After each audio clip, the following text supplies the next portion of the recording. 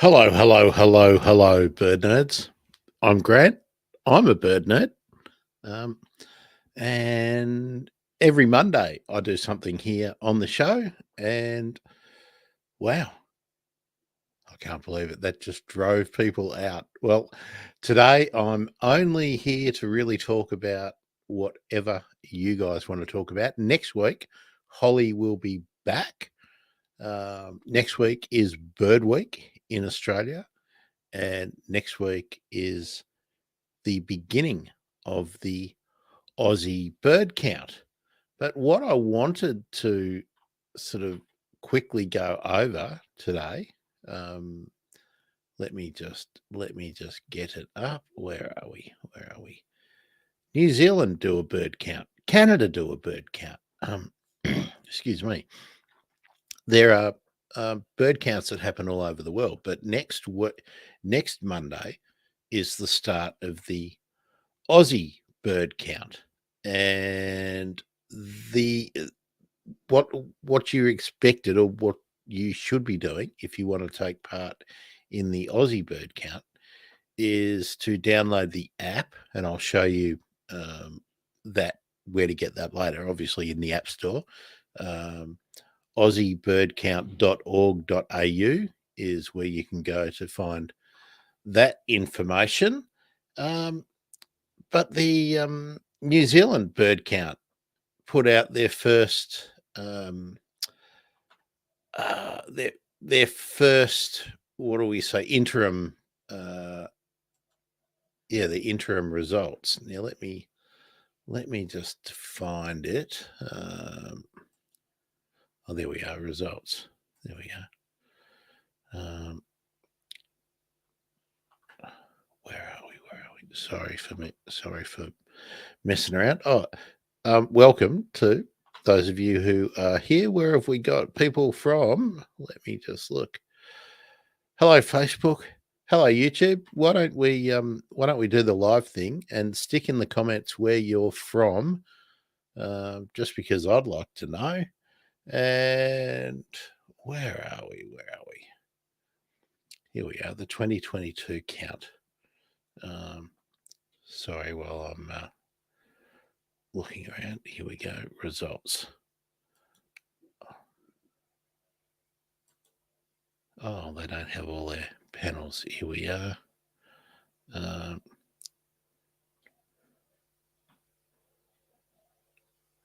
That's not the one I'm looking for. Sorry, I had it just a second ago. Where are we? I click on the wrong link. What's happening in New Zealand is pretty much what we're seeing here.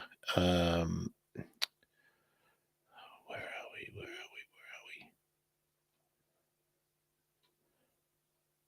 Here we go. Preliminary data. Sorry about that. All right.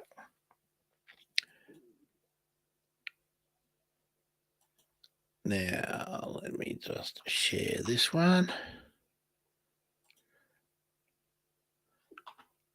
Oh, hi, Naomi. I was hoping you were in the last stream, Naomi. I got a recommendation for your shady spot. We might talk about that in just a minute.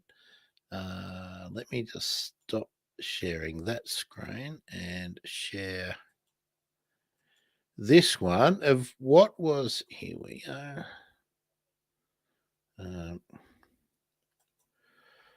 Look at this. This is the top 10.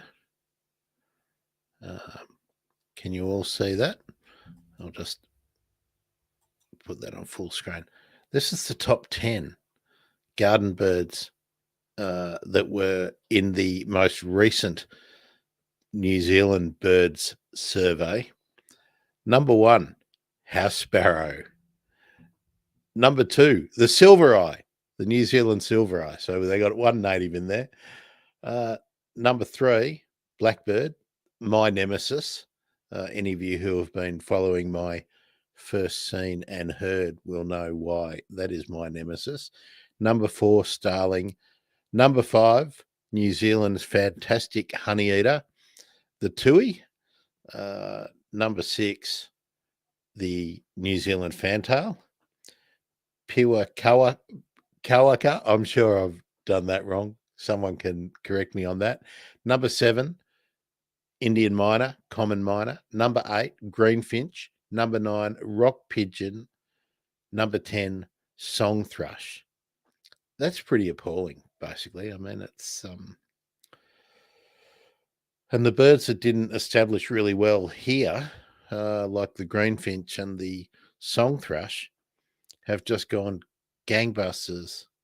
Obviously, in the gardens of New Zealand, is that a function of a lot of the plants that the settlers planted in their early gardens? No doubt, no doubt.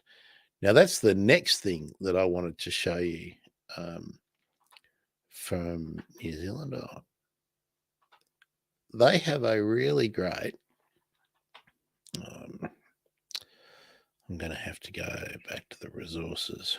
Creating a bird-friendly garden. Okay, this is what I wanted to show. I'm building up something like this for Australia. I'm sure it's been done before, but a list of sort of what to plant and when the plants are useful in the garden. And they've done a nice little summary here of some of their top birds that they would like to attract into a garden, what they eat, and then where's our list? What to plant.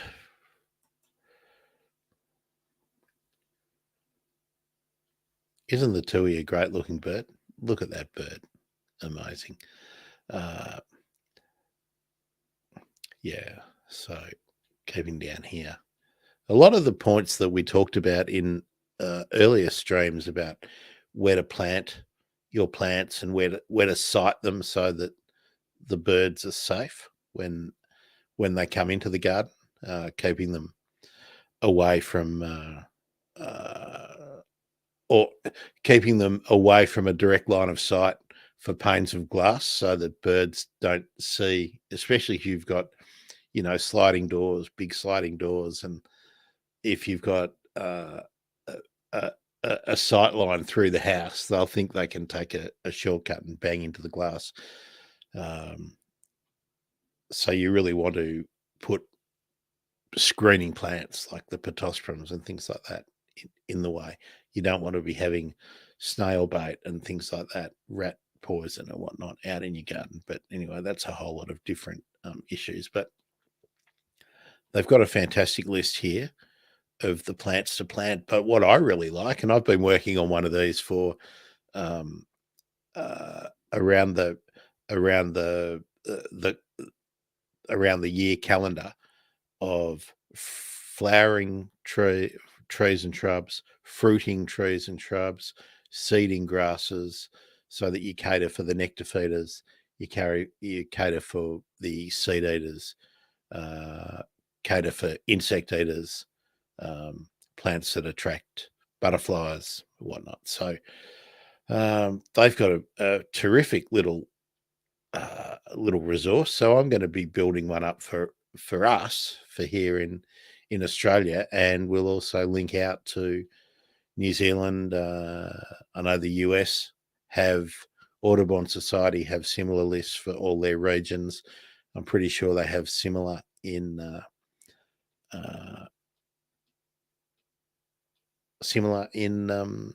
other parts of the world. Who's given us some love? Let's have a look. Thanks, Naomi. It's always nice to get a bit of Facebook love. Welcome aboard Twitch. You've joined in now too. Put in the comments. Just let us know where you are, and while I look up, while I show Naomi the plant that I recommend for her under her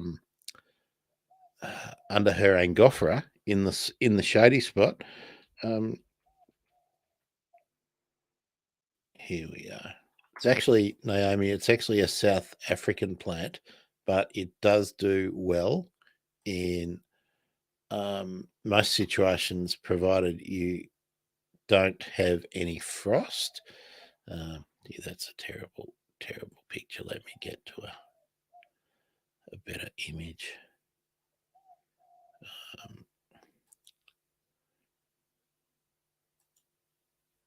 Okay. You'll probably have seen this plant before.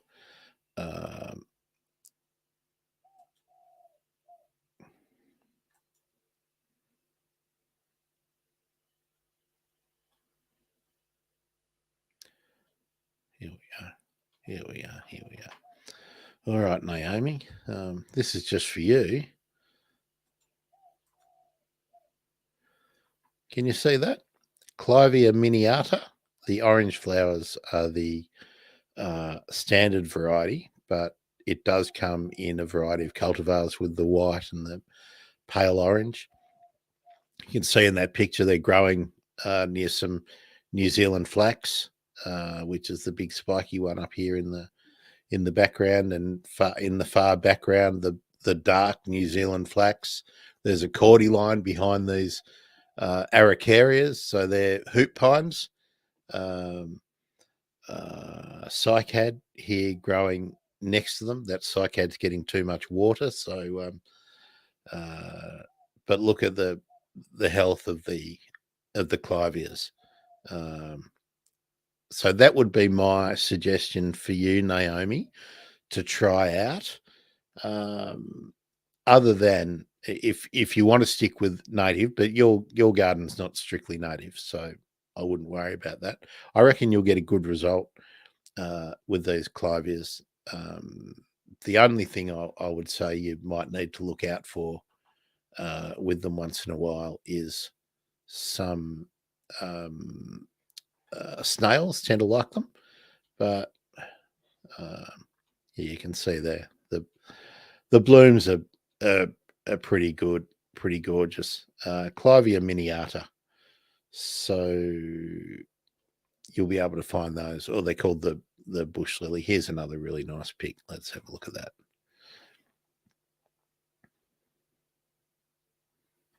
I love Flickr. Bernard Dupont. Good on you, Bernard. He's actually from South Africa, so this is a South African plant growing in the in a botanic gardens in South Africa, I believe. Naomi, let me put your question up so people know what you're asking.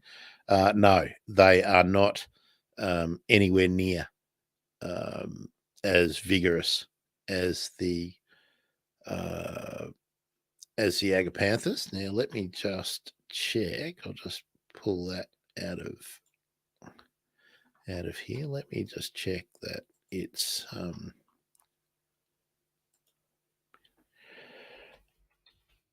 I'm not aware of it being a weed anywhere, but let me just ask Mr. Google. Ask weed potential in Australia.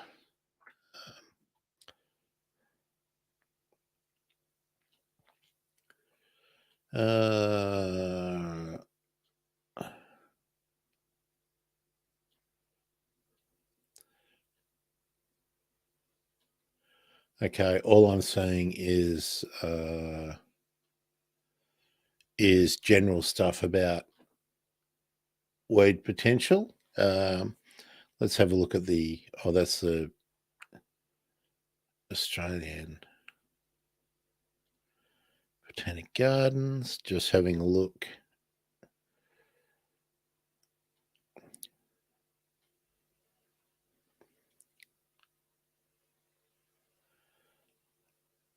Oh, there's a Clivia cross.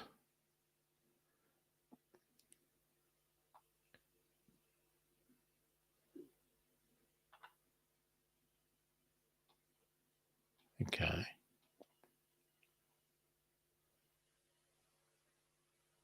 Sorry, this is the first time I've seen this paper. Just seeing how they have assessing them for weed potential.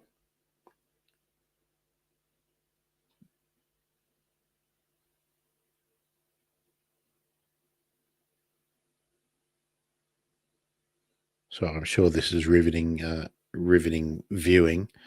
No, it doesn't appear. Let's just have a look. Got the highest score in Perth.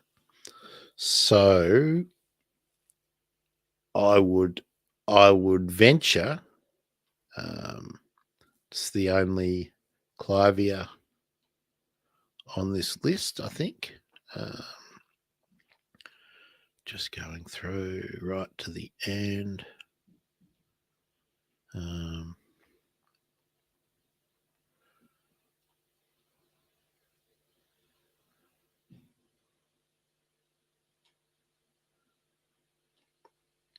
Average survey rank.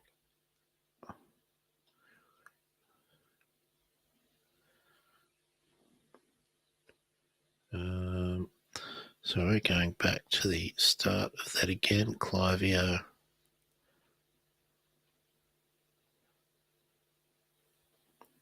Actually, no, it gets a weediness rating of 0.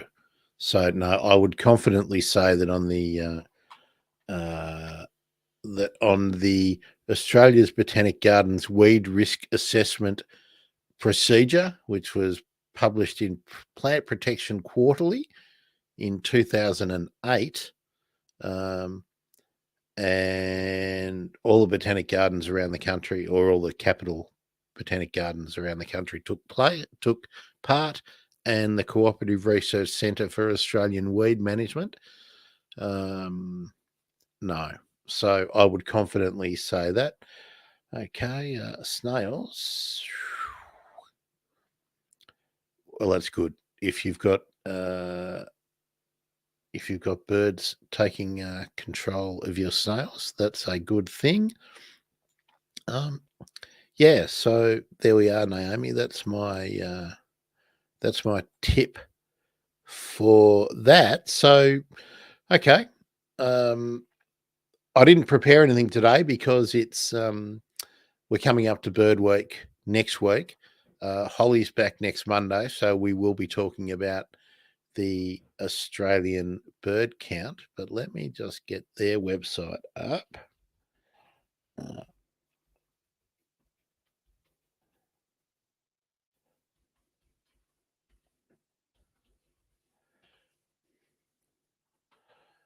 Let me share this now.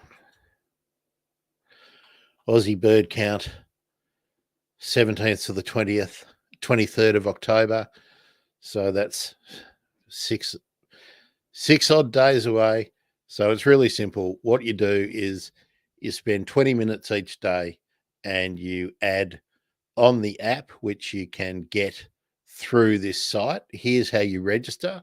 Pop your name in, what's required: first name, last name, email, and then the postcode and the state are required fields. So that's what you need to tell them.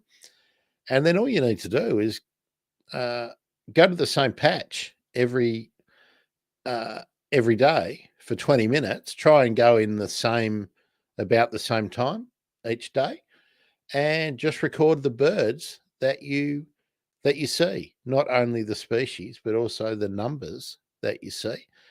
And there's a cool little tool. The app has really come a long way. It's now got a bird finder, a way to tell which birds you're seeing. Yeah, that's just it. It's a really important thing to get involved in, so that there's some baseline numbers year after year that we can compare. Me, not me, that all the boffins, all the scientists, all the smart people who are getting access to the data sets can track population shifts, increases or decreases, new species, movement of birds over a longer period of time. So it's a longitudinal study. So there we are. So that's it. now I'm opening the floor for questions. Naomi, I'm guessing you missed my Little Brown Bird stream last week that I did on Facebook. That's part of the news that I wanted to let you guys know. I'm about to launch a habitat gardening Twitter account and YouTube. So I'll be sort of moving most of the habitat gardening stuff over there. I'll keep some of it that is really relevant to birds in the bird emergency as well. But I don't want to be annoying all the bird emergency people with allied stuff if they're not interested in specific plant and gardening technique stuff. So you can probably let me know in the comments whether you think that's a good idea or whether you think I should not worry about splitting it out. Maybe I'm worrying too much about what people will like and won't like.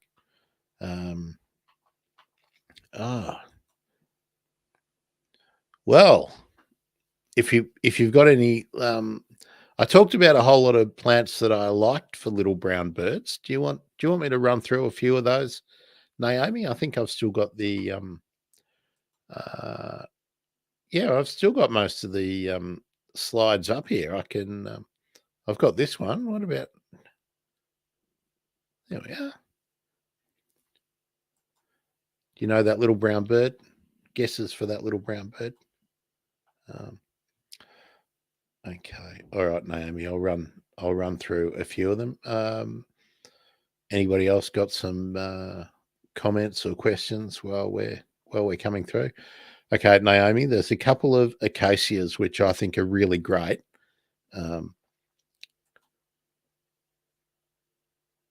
That one, Acacia Ulyssifolia, sometimes called prickly Moses down here, but it's one of the really prickly shelter plants for little brown birds. Here's another one, Acacia Pochella. Now, don't get too hung up on the names. This is what Pochella looks like as a bush. And then there's another one which is from a bit further up the Acacia regions. See what they've all got in common? This is more of that classic broomy kind of, it's more an upright and waves in the breeze, all those nice things. But all of these are, see their foliage? Prickly. They're all prickly. So they give somewhere for the birds to hide and seek some shelter. All right, a couple more of my favorites. Some Gravilias. Grevilia triloba. Look at that. Prickly foliage. Grevilia tripartita. Now, that's a really good one for bringing the birds in, the honey eaters. But look at that prickly foliage as well. I could have put Grevilia Rosemarinifolia, which everyone pretty much knows. This one you'll see everywhere as a ground cover and is fantastic for putting on slopes, on terraces. Grevilia triloba, sometimes sold as Grevilia bitonata, comes in this deep green, but there's also a sort of paler variation out there in the nursery trade. Really, butterflies love it. It's lightly fragranced as well. Some people don't like the fragrance, but it is lightly fragranced and attracts butterflies, beetles, native flies. Really, really great plant to have in the landscape. Another prickly one, Hakia Cerusia. Again, there's a pile of Hakias with prickly leaves. This is just one that I know quite well. Has a pink flowering variant out in the trade as well. One of the reasons it's very popular is for floral art. Has great seed cases. I have seen yellow-tailed black cockatoos feeding on these.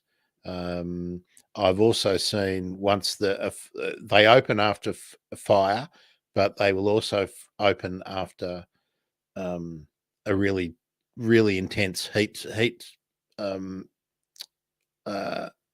dry spell.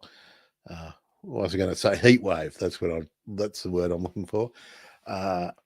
And what I used to see, because there used to be a lot of them in a roundabout, just growing on the roadsides and in the bush near where I lived, and the wasps and the ants used to come and grab all the seeds and carry them away and pop them in their nest. And then if there was a flood, you'd get these thickets of Hakia seedlings growing up through.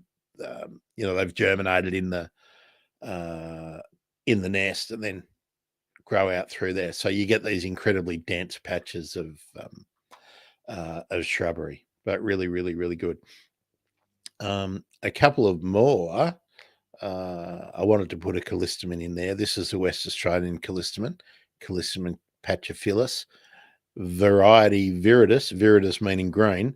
So it's a creamy green flowered callistemon, really bushy, loves to be pruned, but it doesn't mind getting wet feet. So it's a terrific plant to look out for. Most of the callistemons are really good. You'll find some small ones. If you want more info, I'll chase some more down. Maybe I'm pretty sure I'll be doing little lists of plants for birds regularly. This is a really common one that you'll see in the trade too. Leptospermum horizontalis. When I was working in nurseries and whatnot, it was Leptospermum juniperinum horizontalis, but the literature seems to have changed. It's just not given a species name anymore, just a cultivar name. It grows in layers. It doesn't grow much taller than your knee. If you want to plant it on a hillside, it will cascade down, gets covered in white flowers, then has the little leptospermum seed cases, which rosellas love. So you'll be providing some feed, but really important kind of plant for lizards, and I imagine frogs and whatnot would use it too. But I've used to see blue tongues using this plant as a refuge point. So terrific one. Next, Berseria spinosa. There's the seed cases. So you can imagine that a lot of seed-eating birds will like that one. But they also flower profusely, lightly perfumed flowers, but you can't really see on these photos. But they have spines. Oh yes, you can back in this back section there. See in the axil there's the nice glossy leaf, and then a pretty spiny spine. So it's another great refuge plant for small critters. Also really good. It grows rapidly, sets up a good screen, so it's a great windbreak plant. It's a really good sort of first line of establishment plants if you're re-vegging. Grows right up the southeast part of Australia. Kunzia Erisopholia, again, doesn't mind a bit of wet feet. Has little bottle brushy kind of flowers like the bracelet honey myrtle or the Melaleuca armillaris. Really good for beetles and butterflies. Again, honey eaters will visit it. Another one here, nice little shelter plant, Hypercalama angustifolia, a West Australian plant. But see that new growth was light and yellowy, so you get that lemon yellow look on the new growth, and then the buds are pink, and then the flowers are white. There are also other flower versions, but they're the ones I like. First, I picked them because they're common in the trade. Oh, there we are. G'day, Peter. Nice to see you. Look, I'm always happy to give plant tips, Peter, and everyone else, because it's the kind of stuff I really like. So, a good way to know what you want and what you would like me to find out or tell you if I don't know it straight off the top of my head. What kind of things do you need to know? What kind of problems have you got out there?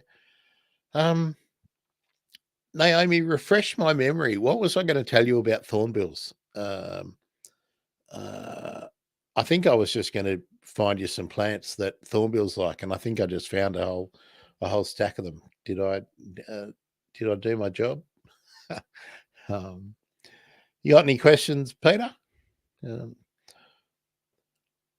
Because that's all I'm here for now. I'm just going to be talking about whatever.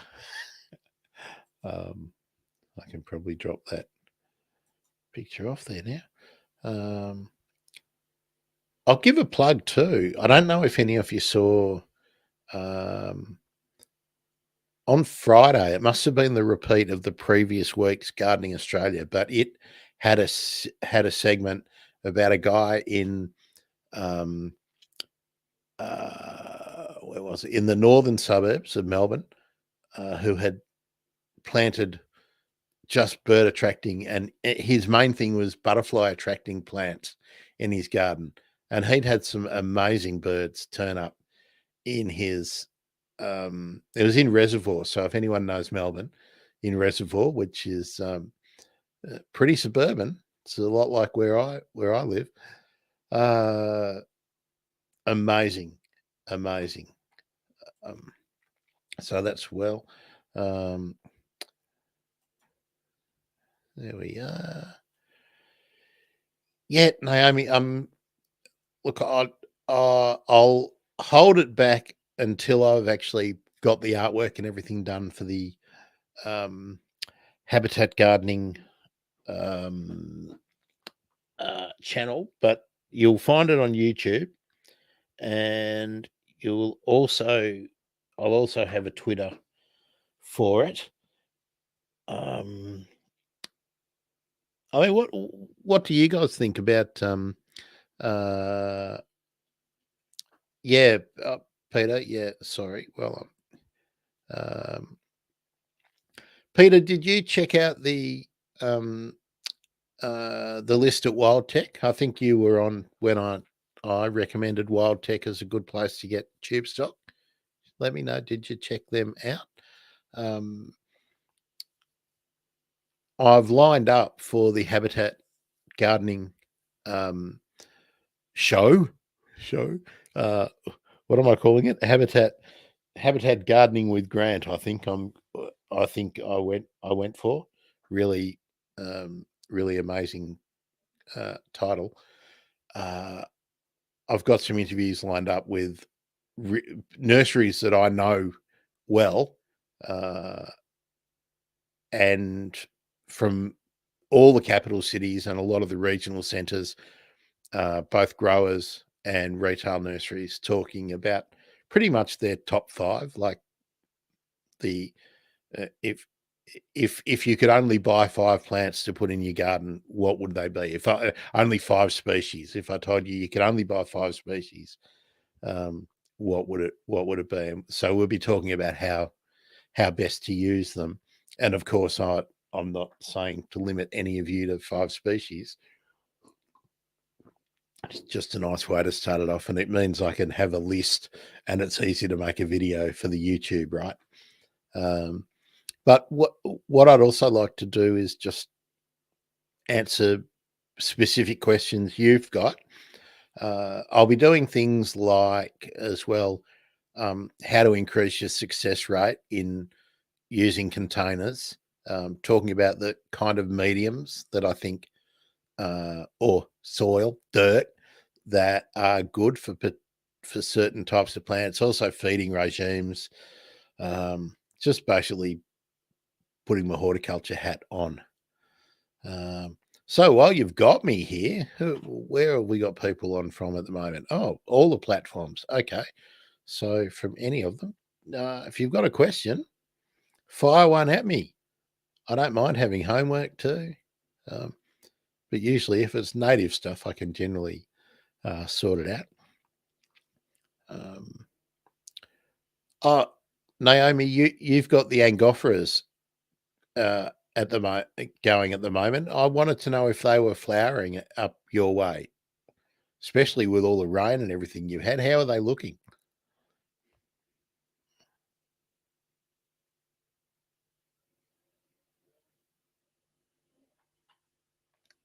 And is Janice with us today? I'm guessing not. Peter, have you been dipping into any of the bird emergency videos, by the way? Any of the long form chats? Noticed a real upturn in the number of people that have been watching, which is really great. Especially going back to some of the old ones.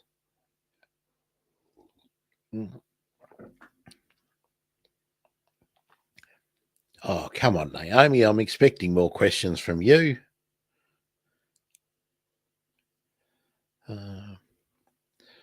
I've got a question for you, Naomi, since you mentioned here before the bowerbirds. Tell me do you have a pair of bowerbirds in your garden, or do you have a group of bowerbirds, a little family, or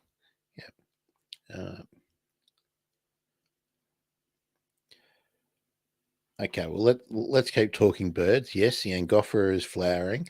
Now, I'm assuming it's an Angophora costata with a sort of reddish color to the trunk. What birds are you seeing in it? Like the lorikeets and the red wattlebirds here are having pitched battles over the two heaviest flowering eucalypts, which are just basically just outside my front door. And it's like World War III between the rainbow lorikeets and the red wattlebird.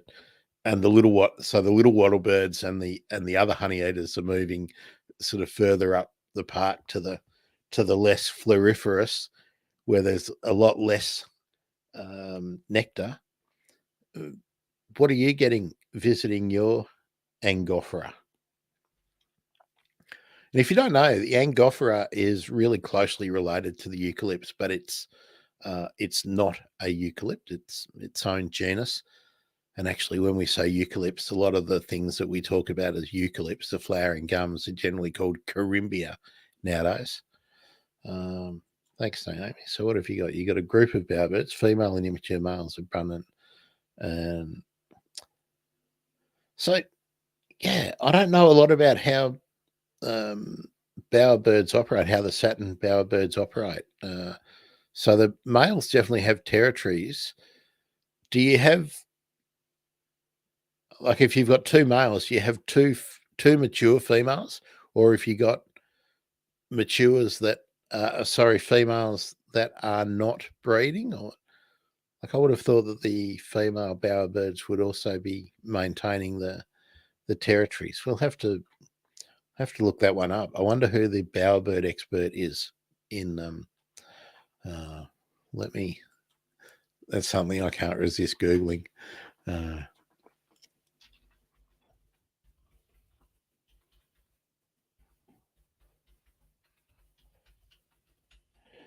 Okay, let me see. Oh,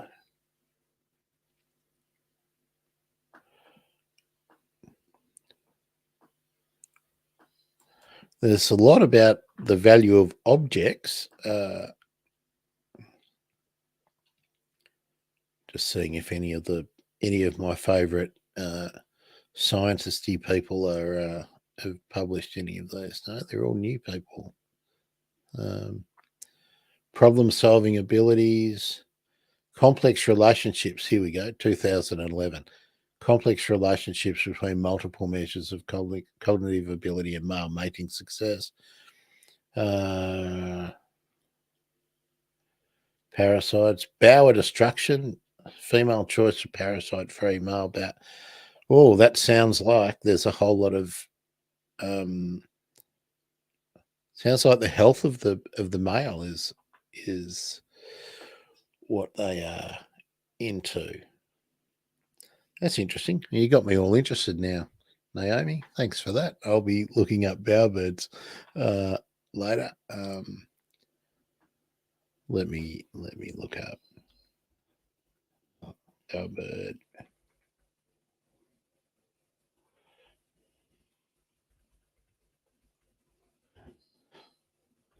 It's a rabbit hole. You Google something like this, and I could be at it all day reading. I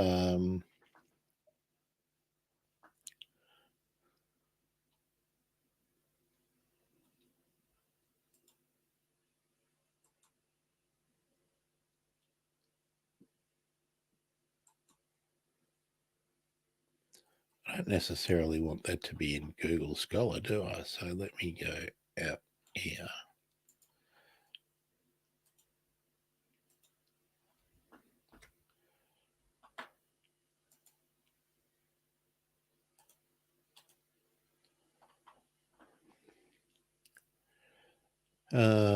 Male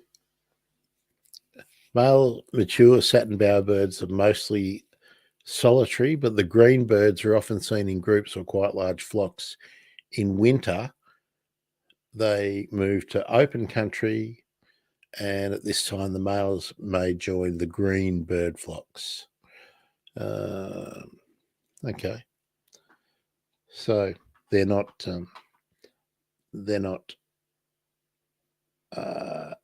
they're not behaving the same way for the whole year. Okay, Naomi, what have you told us? Or don't call them lorries like that. Then people will think you're talking about the lorries from New Guinea and Indonesia. Crimsons, Lewin's honeyeater, yellow-faced, friarbird. Is that the noisy friarbird, do you know, or the little friarbird? Red and little wattlebirds, sulphur-cresteds come, black-faced cuckoo shrikes. Saw my first black-faced cuckoo shrikes today for the summer, first three. If you had been seeing my hashtag first seen and heard reports for the day, they flew overhead while I was doing one of them. Very exciting. I always like when they turn up and I get to hear their churring call. Really cool.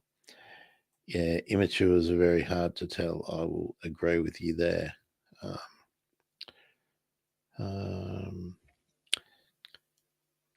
So the sulphur cresteds come in and feed on the Angophora fruits, the bell fruits.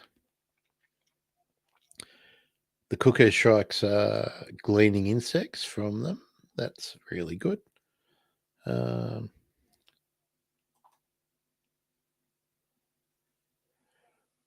White-faced cuckoo shrikes. Now, let me find out which white-faced you're going to be talking about.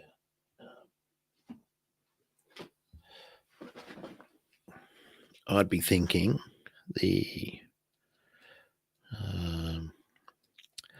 where are the cuckoo shrikes in this book?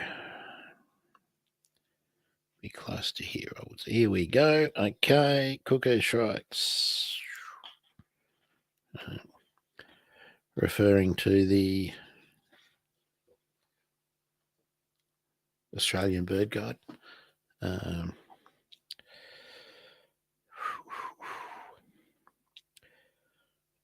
Let me have a look at your thing. I would be thinking that you might be getting the white-bellied cuckoo shrike.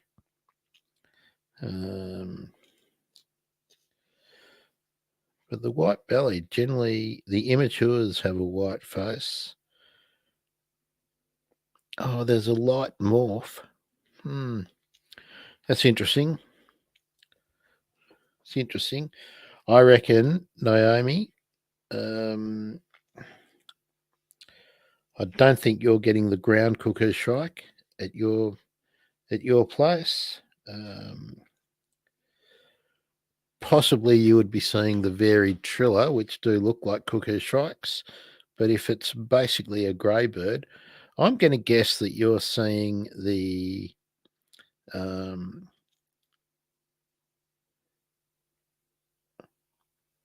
They got a white stripe. I'd really white bellied. There we go. I thought so. There we go. For those of you who can't see the chat, there we go.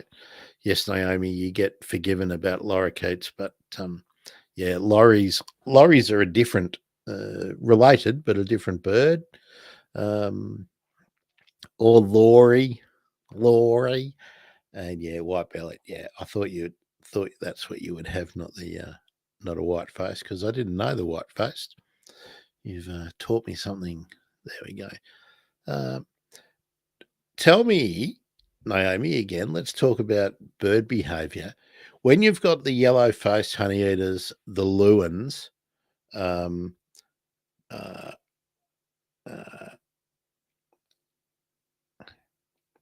yeah, I would have told you it was a white-bellied, and then I would have asked you one question about the face, and we would have worked out if it was a white or a dark morph. Yes, there we go. Australian Bird ID. In the Facebook group, I'm guessing, Naomi. There, my question for you, Naomi, is who's the dominant honeyeater? Are there enough of the smaller ones to gang up on the red wattlebirds to drive them out? Are there enough little wattlebirds to maintain control? Really interesting social structure, especially if how many angophoras have you got? That's the other question. Like, is there enough for them to share, or is it one? Have you got one big one that they're all coming into? I might get a picture of the Angophora up just so people can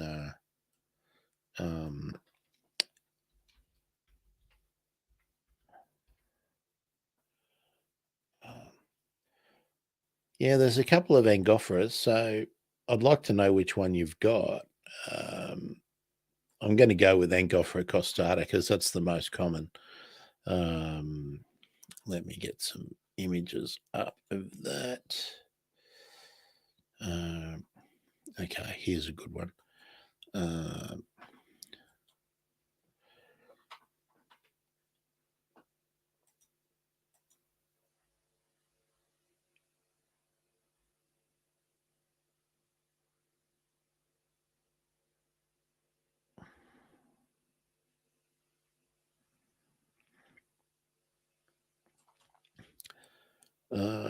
There we are, Peter.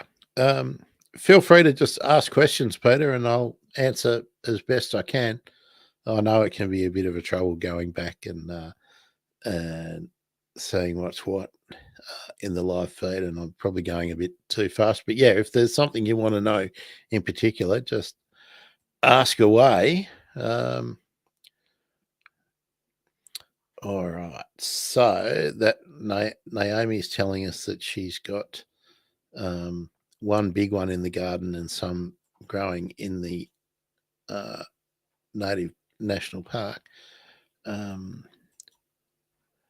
Naomi, does the bark look like that one? That's Angophora costata, which I absolutely love. And this is pretty common too. Can you see let me get that big photo out there. Oh, come on, Pinterest. What are you telling me? Fantastic. Thanks for nothing, Pinterest. I'm not doing all that. But the reason the birds love it, again, thank you for the Australian National Botanic Gardens for showing us these lovely pictures.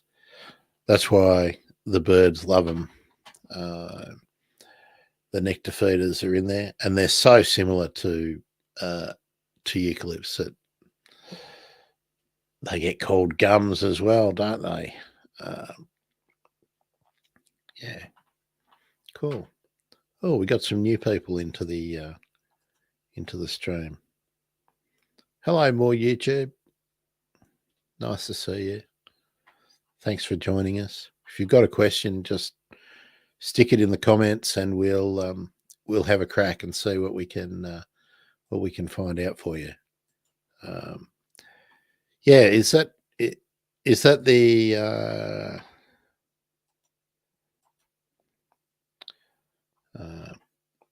there we go. Let me remove that. Oh, that's great, Peter. Have you caught up with the some of the early ones? Catherine Young, Claire Grainwell, of course, Steph Burrell, way back in early times. Oh, how about the terrible news too? I've done quite a few, Peter, on curlews with Harry Sadler, his book about the Far Eastern curlew, and then Amanda Lillyman talking about the Far Eastern curlews that were hanging out in Darwin Harbour. And then I spoke with Mary Colwell, who has been a tireless campaigner for curlews in the UK. But then, as part of the State of the World's Birds report, which was released last week, I think last week, if not late the week before, by BirdLife International, that it looks like the slender-billed curlew is now extinct. So that would be the second curlew species to go extinct. And the Eskimo curlew was one of the most numerous birds in the world, certainly in most numerous birds in the North American continent, hunted to extinction, the same as the passenger pigeon. So if you wonder why I get upset and grumpy about the government's not doing enough to safeguard birds, because the track record's there. You know, some of the most common species around us have gone extinct. Here's another great picture. Look at this. Is that what your Angophora looks like? Here we are. Does that look like your Angophora, Naomi? You said you've got a huge one. Look like that. Look at the great twisty trunks and the nice reddish colour, the dimpling. Magnificent plant.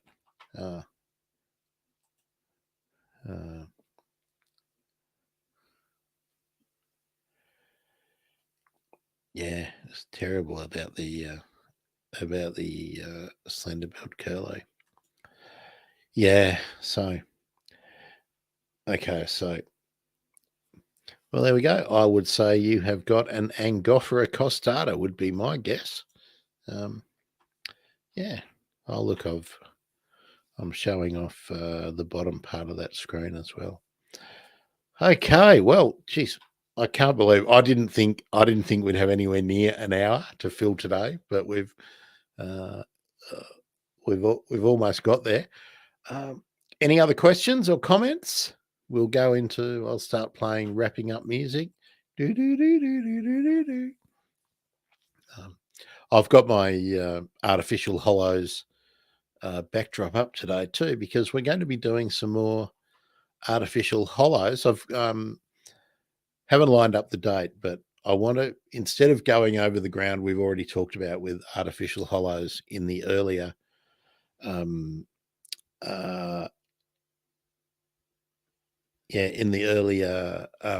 streams and podcasts that we've done, I want to get either Mick or one of the other guys from Habitat Innovation or Hollow Hog talking about sighting what they've learned over the last few years about the best places to actually locate artificial hollows, be it their own ones or ones they've created.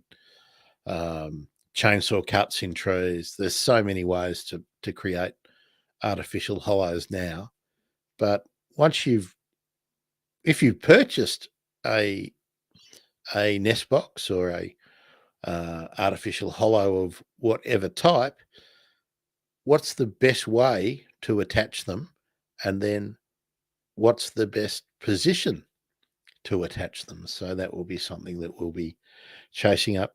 And again, I'll say it all the time. If you've got any particular questions that you would like me to find an answer to, just let me know. The best way, there's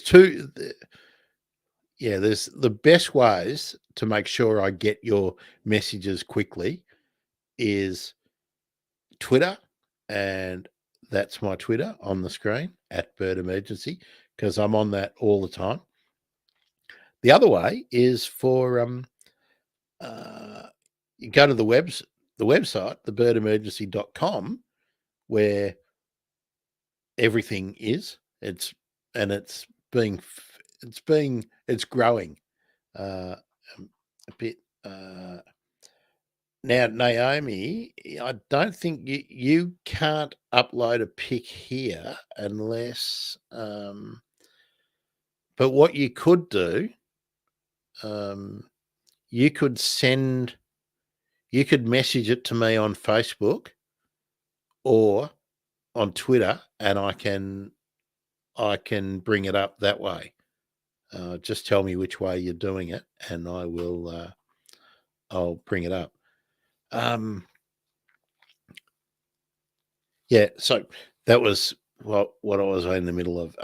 So going to the comments on the Bird Emergency website, I get a notification straight away for that.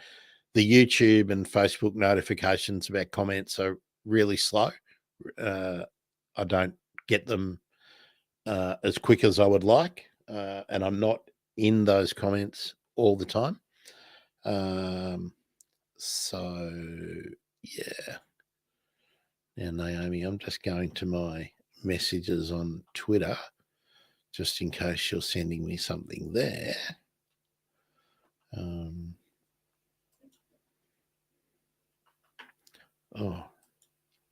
I do love all the bird pictures on Twitter, by the way.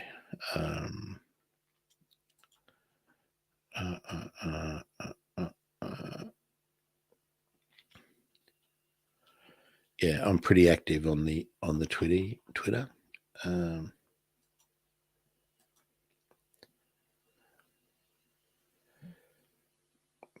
Yeah, Peter, that's a good comment. Thanks for popping that up. Yeah, there are lots of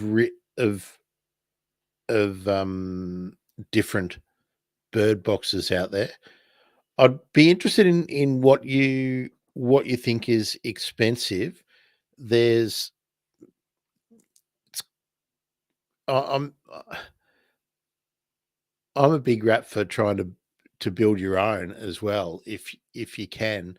But the ones from Mick McKellen Habitat Innovation are providing, they're about $300, but they're target specific and they're going to last a long time, like 100 years kind of thing. Building them yourself is a good option, but you can also use offcuts of PVC pipe and whatnot. There's a lot of different designs that are out there. The main thing, Peter, I think, is making sure that you don't get pest species in there. That's the main thing, so that you do maintain them.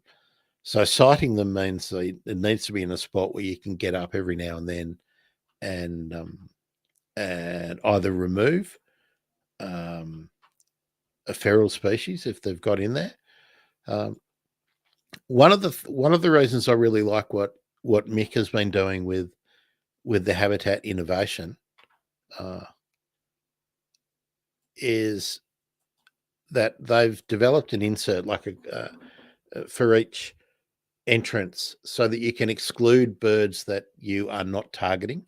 For instance, if you are targeting pardalotes, you put a little collar so that any of the bigger birds can't get in there. But it's still in basically the same nest box, and they're also modular. So for small birds that might not mind breeding together, you can actually stack them together. So yeah,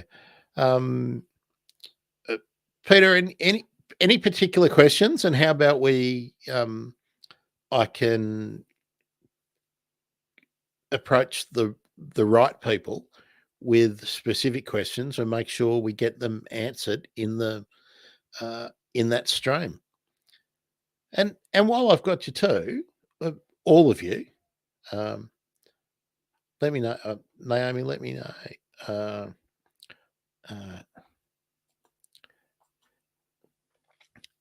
Yes, that Peter. That's really the thing.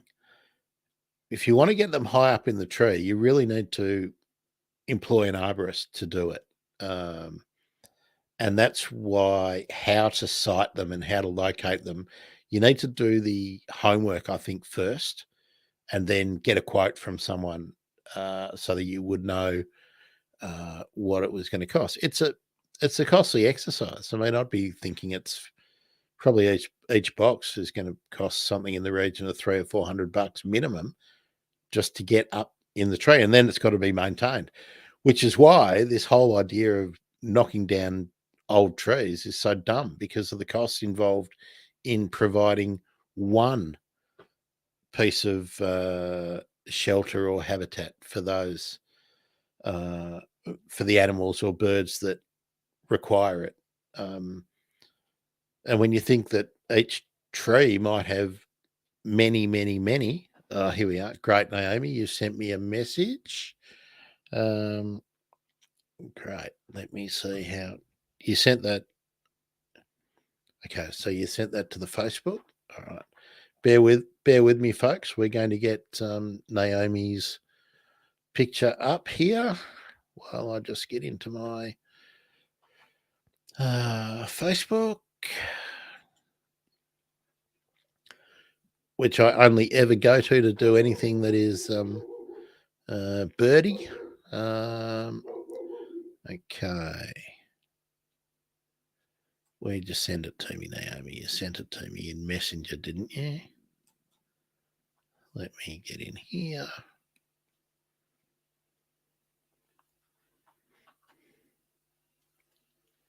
Yes, here we are. Naomi's photo.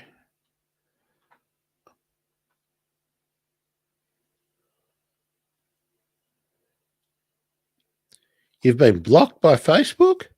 What?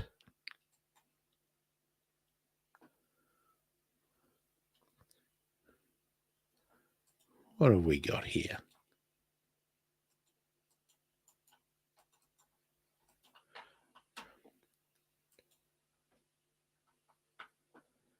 Wow.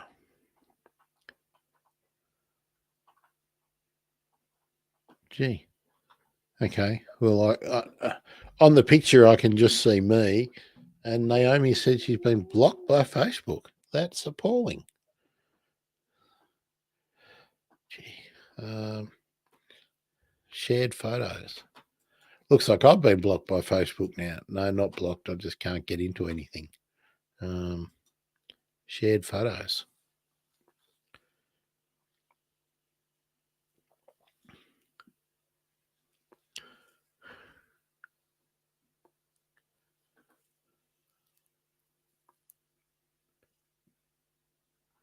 What? That's ridiculous. Naomi blocked for bullying or something. That's ridiculous.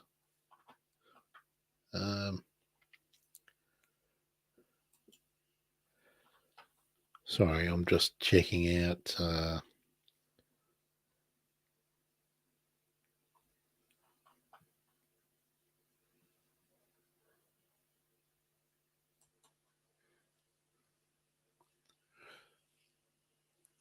Oh, I've had some comments on the first seen and heard. That was very good. Okay, gang, I'm back. I'm focusing on you guys again now. Sorry, just reading. I don't know if you guys have seen the hashtag first seen and heard that I've been doing. Let me just put. Let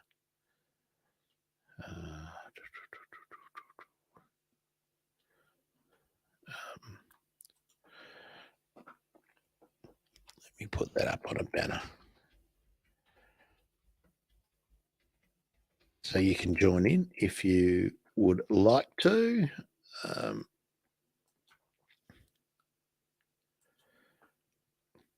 Okay, see that hashtag? It's pretty easy. Hashtag first seen and heard. Each morning I go on the different socials and tell them what I see each day. First heard, first seen. European blackbird's been driving me crazy because he sings in the tree outside my window all night. So my first heard is nearly always it, but then I talk about the first seen, and that can be, the wattle birds or whatever. But this morning was really exciting because the bifcus, black-faced cuckoo shrikes, 3 of them flew overhead, and they're the first ones I've seen for the year. But the idea behind doing it is to get people used to just noticing what you see each day, even the ordinary things, but just seeing the first birds, the first things you hear, and to try and get an idea of what changes over the course of the year, like the black-faced cuckoo shrikes coming in. Gee, that's terrible that Naomi just got banned for trying to. Let's see. Are you back, Naomi? I hope you're back. That's a terrible thing if you got banned for doing nothing. That's crazy. Okay, what else do I want to tell you? Coming up tomorrow I'm talking with Ainsley Walters, and Ainsley is an artist, but she's gone back to uni to study. She's doing a master's, I think, now, to study the helmeted honeyeater, which is the floral emblem of Victoria. And in the 60s and 70s was afforded its own species status, but it's now a subspecies of the yellow tufted honeyeater. And that the efforts to preserve the helmeted honeyeater and to provide new habitat for it, it's been introduced or reintroduced into areas where it used to exist after some parklands had been established and revegetation efforts had been underway. Great friends group, Friends of the Helmeted Honeyeater. So we're going to talk all about that kind of thing and the work that Ainsley is doing on it now. So that's tomorrow at 11 o'clock Australian Eastern Summertime. If you want to catch it live, it'll be on the Facebook, on the YouTube, on where else will it go at? Facebook, YouTube, and Twitch, and on the birdemergency.com/live. Saturday night, regular update about citizen science projects, 8:30 p.m. Eastern. Michelle Neal from the Australian Citizen Science Association. Sunday, we're starting up a casual Sunday stream to talk about the love of birds and the love of plants and just being out and about generally.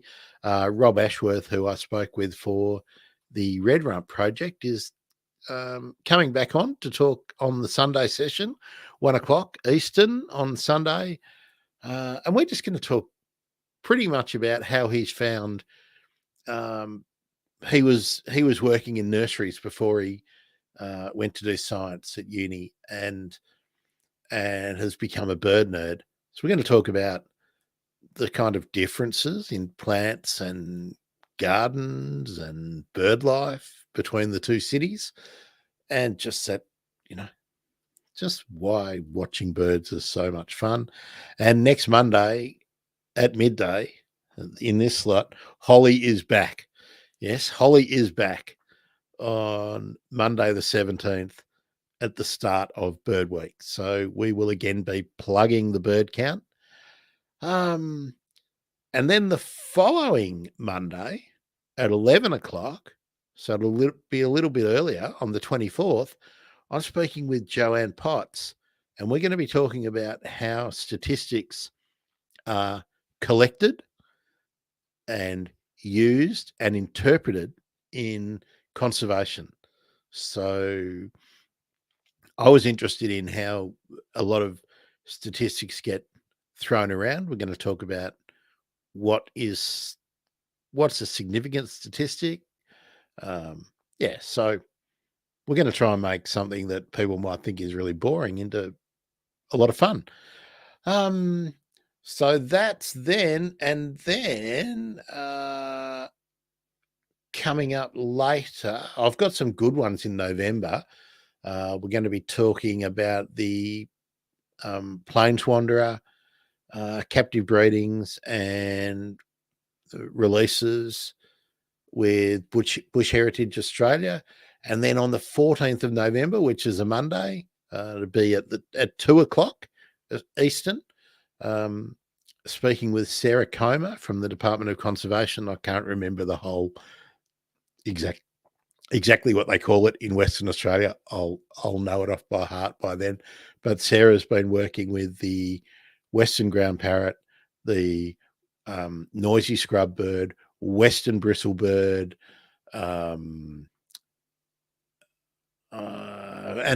and a few others. So we're going to be talking about those critically endangered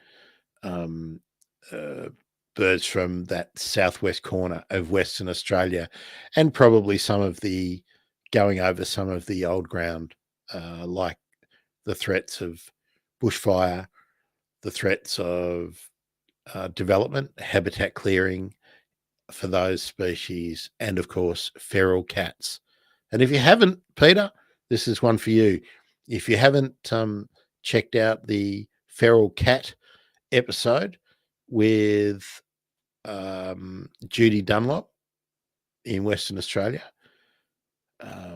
that's on YouTube. It's not up on the podcast feed, I don't think yet. The numbers of birds and native mammals and lizards and frogs that cats are taking and killing in the Australian bush is staggering. So maybe that's a homework question. Why don't next week you can tell me and Holly how many birds have been killed annually by cats, and then add in the foxes and whatnot, and it's a staggering amount. I don't know how we're ever going to win that battle. So yeah, okay. Naomi, are you back? I just wanted to find out. Someone's on Facebook, so I'm hoping that's you, Naomi. I hope you didn't get blocked. That's a terrible thing. Peter, any other questions? Twitch, any other questions? Before we wind up, otherwise you'll be listening to me go, oh wow. I think I've given you all the news. Told you about the that's what I would like an indication from you. Two things. I'm running a poll on Twitter at the moment about if I do habitat gardening live streams, would you prefer it to be on a weekend or a weekday?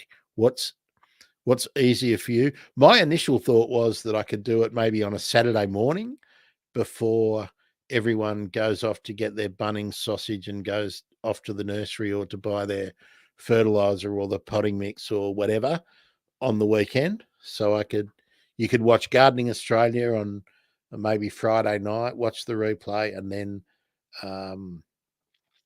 and then check out me on maybe Saturday morning, and then go and do your shopping at the nurseries. Tell me if that's what you would like to do, or you would prefer maybe a weekday. And I would think a weekday, I would probably be looking at doing something in the evening. So just give us a rough idea. Would you prefer that habitat gardening kind of stuff to be on a weekday or a weekend? That was that real question there. And And the other thing I'm really wanting a bit of guidance from you guys is, are you happier that I would split it out of the bird emergency, or you don't care? You're quite happy for it to be inside the bird emergency? Because I did get some feedback that people wanted me to stick with just the hardcore bird nerd stuff in the bird emergency, and that I was putting too much other stuff in. But then the statistics tell me that people like the other stuff. So, and I separate them by calling all the other stuff bonus episode, and the hardcore bird stuff gets an episode number, so you know what to ignore if you don't want to listen to stuff that isn't hardcore bird nerd. Tell me what you think. Tell me what you think. Oh, I love that we're getting the YouTube numbers up. By the way, subscribe if you're on YouTube. I'm a long way from it, but when I get 500 subscribers on YouTube, so tell all your friends, subscribe. It unlocks some other features that makes it easier for me to let you know things and add some new things that just make more value. I can actually do more things, but they treat you like you're a pariah until you get 500. So I need to get 500 subscribers. So there we are. That's what you can do if you'd like to support the channel. I don't know if you all know this. This is all I do now. I just do podcast and content stuff. I'm not doing any other work at the moment. So trying to really go really hard on saving the birds. I have to tell you, on Instagram, I've been getting some comments from First Seen and Heard on Instagram, and I did make the point that the black-faced cuckoo Bifcus black-faced cuckoo shrikes were in town.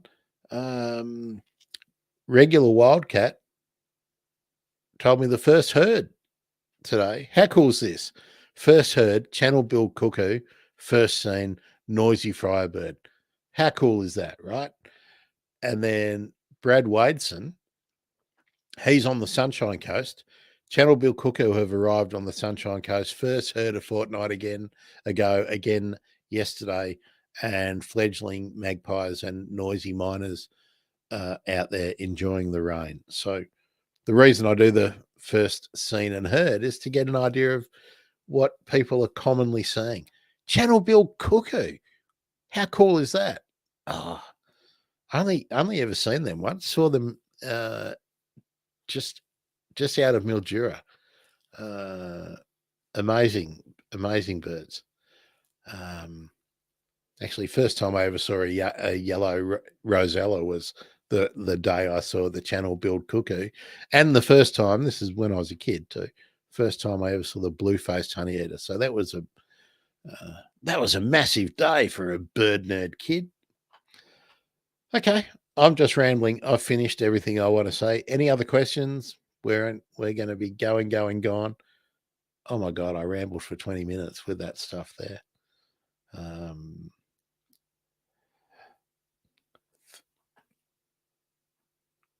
I really hope Naomi didn't actually get banned from Facebook. That would be terrible.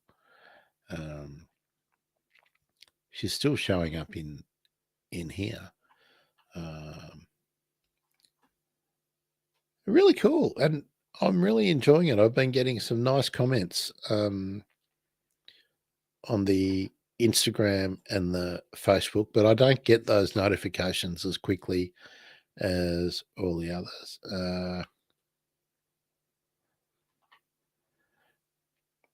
Okay, so I'm getting all those comments are coming through from there. I'm just checking all the comments on the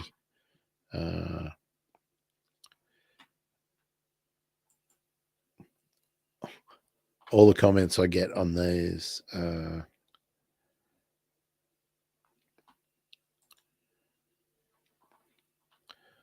Okay. Oh, I should also promote on Facebook and on YouTube, of course. There's the interview I did with Janine Duffy about the Koala Clancy Foundation. If you are interested in re-veg and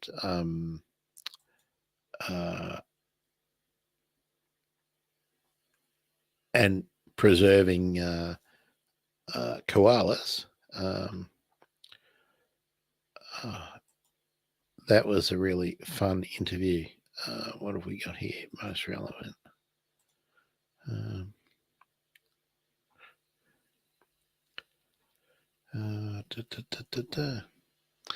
Okay. All right. Well, I think no more questions. I reckon that's where we'll wrap up today. Thanks for joining me, everybody. It's really good when people are coming in on all the platforms. Yeah, I like it, especially you, Twitch, because I know this is really different to what you usually see on Twitch, gamers or whatnot. So, yeah. No, we got a big delay on at the moment too.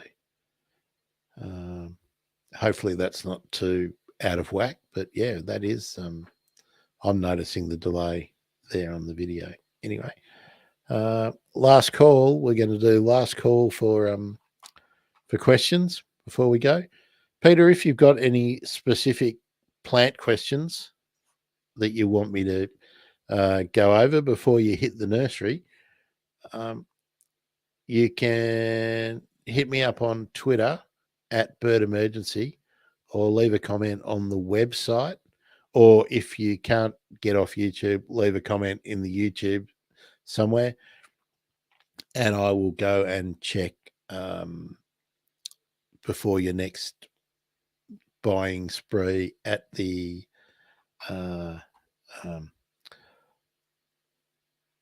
here we go, another comment. Kangaroo Island TV. Actually, I should try and remember what your name is, because you're always contributing. Thanks for that.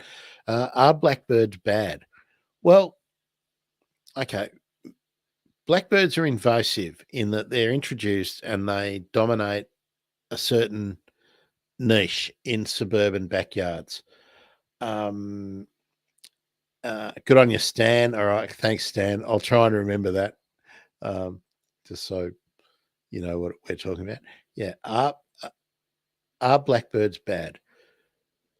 I would imagine that on Kangaroo Island, the kinds of birds that they would displace would be, if you've got the ground thrush there, the Australian thrush, they'll be displacing them. They're probably displacing yellow robins as well. They would be the two, and maybe scrub wrens.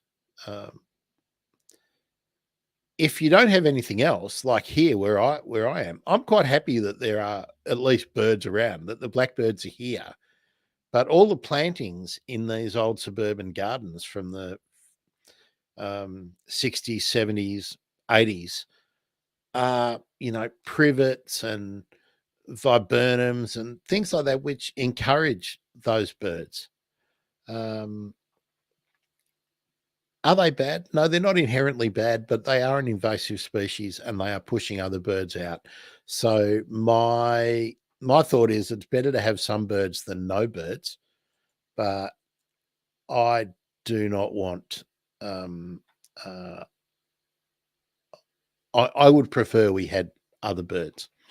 Okay, so yeah, look, any bird's better than no bird, right? But for instance, somewhere like Kangaroo Island, I would be hoping that Kangaroo Island could be a haven for native birds, and that you could exclude the introduced birds. You've at least got a chance on an island.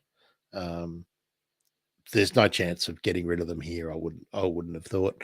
And then the neighbourhood is so fragmented that you're just not likely to get the other birds that have been displaced over 50 years come back. So blackbirds are really interesting to watch. That's I enjoy watching their antics. I do like their singing, but would I prefer a golden whistler or a rufous whistler, or to hear the piping of an eastern yellow robin? dead set. Absolutely, I would. I'll coming to you in a second, Peter, too, by the way. We'll just continue there. Okay. What, Stan, I would just say something about privet. I would be looking for something other than privet. Privet is a shocking weed, like the camphor laurel. When they fruit, the blackbirds eat all the fruits and then they put the seeds around all over the place. So unless you are hedging and they are not fruiting, I'd be looking at, trying to replace them with something, on a fence. You can use something like Muhlenbeckia complexa, which is actually a New Zealand climber, but really gives you that nice, small, tight leaf look. Or Westringas, hedging them, syzygiums, which are the lily pillies, native lily pillies, some of the pittosporums, but anything that aren't setting that seed like the privet. Unless there's a real reason that you want the privet, I would be removing it bit by bit. If you've got a privet hedge, put a pittosporum, or a syzygium in intermittently. Pull a few out, replace them, and then so that you don't lose your whole hedge, because you're probably using it as a screen. So of course there's a use for it. But maybe try and change it around. You'll get really rapid growth if you pick a syzygium or a pittosporum. So yeah, check them out. Now, Peter, kookaburras. Peter asked the question just before, how do I feel about kookaburras? Okay. Well, I like kookaburras. I like kookaburras, but kookaburras often adapt to, they like that open woodland that we're created in the suburbs. So that's why I'm always talking about these small birds and the plants that we need to provide shelter for them. It's not only cats. I see Peter's jumped in with cats. Yeah, cats are shocking. People should keep their cats in, and then we wouldn't have half the issue we do. But there are so many feral cats out there. But if the smaller birds have got somewhere to take refuge, like those little prickly acacias that I mentioned earlier on, they've got a fair shot against a kookaburra. But if there's nowhere for them to, if people are feeding small birds and then there is nowhere for them to get away, if a kookaburra is sitting on the power pole or up in the top of your gum tree, well, they don't really have a chance. Kookaburras need nesting hollows as well, so there's competition for them with lorikeets. And yeah, I like kookaburras though. Stan, what did you tell us here? New Hollands breed in my huge single privet. Okay, so you've got one. Okay. The problem. Oh, okay. You don't want the sparrows breeding in there. Oh, good. She oaks. That's good. Well, she oaks on Kangaroo Island, of course, really important for the glossies. You no doubt already know that, and I'd be interested to know, Stan, did you meet Danny Texera when she was doing her work on the glossies there around bushfire time, just after the bushfires? Glossy black cockatoo, if you wonder what we're talking about, glossies. Danny did a project there on the recovery after the bushfires. Yeah, she oaks, lily pilly. Yeah, and be a little bit creative too. I would think, Stan, if you sounds like you Stan need me to do an episode on great native plants for hedging. Is that right, or do you want a big specimen tree? I know it's really difficult from a landscape point of view, from the functionality that a big tree has in your garden, to replace it quickly, and you can't really replace it quickly. So what you need to do is get something into your garden that serves the same purpose, which is a shelter tree and also somewhere for birds to have a lookout. You're obviously going to be eating in your privet as well. The blackbirds will be feasting. So yeah, your she oaks are going to be quick growing. Depending on the lily pillies that you have selected, they'll also be quite quick growing. You might want to think, for Kangaroo Island, think about a eucalyptus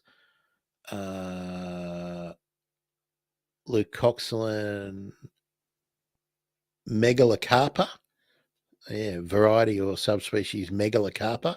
That's the South Australian variety. That will give you a medium small tree, 4-5 meters, nice shape, that can serve that function in the garden. And then once you've got something up reasonably tall, then you can start think about taking the lily pilly out. Now, those birds that will be eating the berries, you can easily substitute the food source by planting dianellas and lomandras, native tufting plants,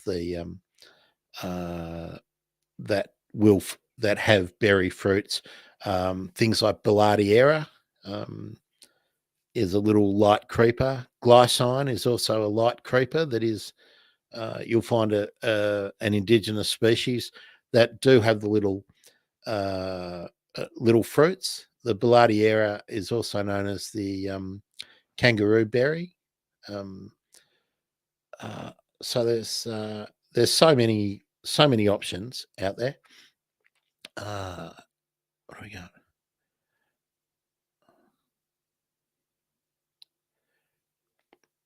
Okay. I'll tell you what, Stan, if you take some photos for me about what you actually have in place, and then I can give you an idea of some things that will fit in to the framework you already have.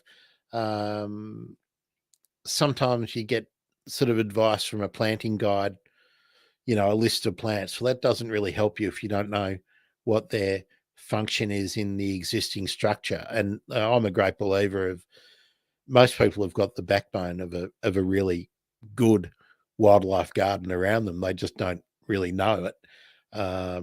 So how your place fits in with your neighbours too is part of the story, because of course the birds don't just hang out at your place; they hang around your neighbour's place and the park and down the street and whatnot. So give us an idea. Give us an idea of what it's like at your place, and I'll pick out some for you that are suitable for Kangaroo Island. Again, you don't want to be popping perhaps a mainland gum onto Kangaroo Island that might have the potential to be invasive or a problem down the track. So, yeah, okay, yeah. So, and Stan, the best way to get me some pictures is to email them, grant@thebirdemergency.com, thebirdemergency.com, and I will look out for those. Okay, so kookaburras were introduced to Kangaroo Island, were they? Yeah, peacocks. So many places have got the peacocks. They can be a real problem. I'll do a bit more homework on what's on Kangaroo Island, Stan. That's really interesting. I'd love to get over there too and have a look at how the regrowth is going, and how the glossies are doing. I should chase Danny up and see if anyone's still doing the soundscape project, whether that carried on beyond Danny's project. So Stan, email me, grant@thebirdemergency.com, stick some photos in, and I'll put my thinking cap on for you. There we go. So we were about to wrap up, and then we got a whole heap of stuff in. Peter made the point about cats. Look, the best thing you can do, Peter, is if cats are coming in, if you're in Queensland, I don't know if you're allowed to trap them, but that's often a way to, if they're your neighbour's cats, often trapping them and handing them over to the council. And if someone has to pay a big fine to get their cat out, to get it back home, that's often a good way for people to learn that they shouldn't be letting their cats out. I don't know what the rules are in your area, Peter, but it'd be worth looking into it. They might have cat traps that you can borrow as well. But the best defense for the little birds against cats are dense, prickly plants, again, that we talked about earlier on. And I can recommend lots more. You're in Brizzy, aren't you, Peter? Brizzy or Sunshine Coast? I can't remember. I can give you an idea, if you like, about some more indigenous prickly wattles, and you've got pesunias and a whole bunch of things that would be suitable up there. So, and I think there's a nursery attached to Mount Cootha Bot Gardens up there. So, yeah, you'd have lots of opportunity to get some good indigenous plants. But let me know. Let me know what you want to know. Let me know. That's what I'm here for, right? Okay. Here we do. We're going to do the going, gone. Any last comments or last questions? Nice to see you, Stan, newcomer into the stream. Great to have your input, Peter, as usual. Always good. I'm really worried about Naomi now getting banned off Facebook. I don't like that. Although it's probably just as well. Naomi, come and join us on Twitter and YouTube. And look, honestly, I only do Facebook because everyone's there, right? But more and more people are moving over to other platforms.